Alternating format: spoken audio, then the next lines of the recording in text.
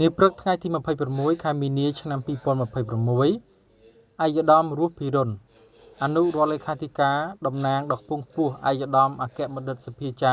អូនប៉ុនមនីរតឧបនាយករដ្ឋមន្ត្រីក្រសួងសេដ្ឋកិច្ចនិងហិរញ្ញវត្ថុបានអញ្ជើញជាអធិបតីភាពប្រកាសចូលកាន់មុខតំណែងប្រធានមន្ត្រីសេដ្ឋកិច្ចនិងហិរញ្ញវត្ថុខេត្តឧត្តរមានជ័យលោករឿនរតនៈដែលទើបនឹងចូលកាន់តំណែងជាប្រធានថ្មីនៃមន្ទីរសេដ្ឋកិច្ចនិងហិរញ្ញវត្ថុខេត្តឧត្តរមានជ័យបានបដិញ្ញាចិត្តគោរពតាមការណែនាំរបស់ក្រសួងសេដ្ឋកិច្ចនិងហិរញ្ញវត្ថុនិងរដ្ឋបាលខេត្តដើម្បីបម្រើសេវាសាធារណៈជូនអង្គភាពនិងមន្ត្រីរាជការក្នុងខេត្តឲ្យបានល្អបំផុតនិងបន្តពង្រឹងសាមគ្គីភាពផ្ទៃក្នុងឲ្យបានល្អប្រសើរ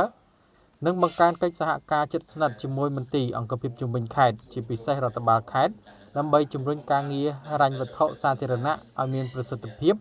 ជាពិសេសខិតខំដកខាត់សមត្ថភាពមន្ត្រីក្រមអាវ៉ាត់និងជំរុញការប្រើប្រាស់បច្ចេកវិទ្យាព័ត៌មានក្នុងការគ្រប់គ្រងហិរញ្ញវត្ថុឲ្យកាន់តែរហ័សនិងមានតម្លាភាពឯកឧត្តមមានចន្ទយដាអភិបាលខេត្តឧត្តរមានជ័យបានលើកឡើងថាការប្រកាសឡើងកាន់តំណែងគឺជាភារកិច្ចចាំបាច់និងតម្រូវការរបស់រដ្ឋាភិបាលស្របតាមគោលនយោបាយជាតិក្នុងការបន្តវេន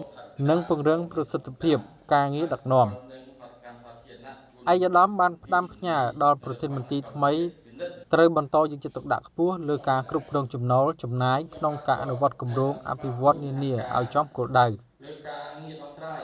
ឧត្តមរស់ភិរុនបានបញ្ជាក់ថា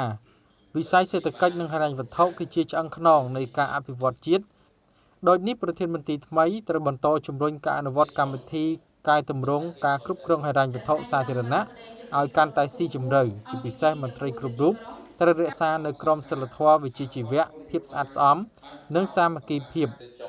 ដើម្បីធានាបាននូវជំនឿទុកចិត្តពីសំណាក់សាធារណជននិងអង្គភាពពាក់ព័ន្ធផងដែរ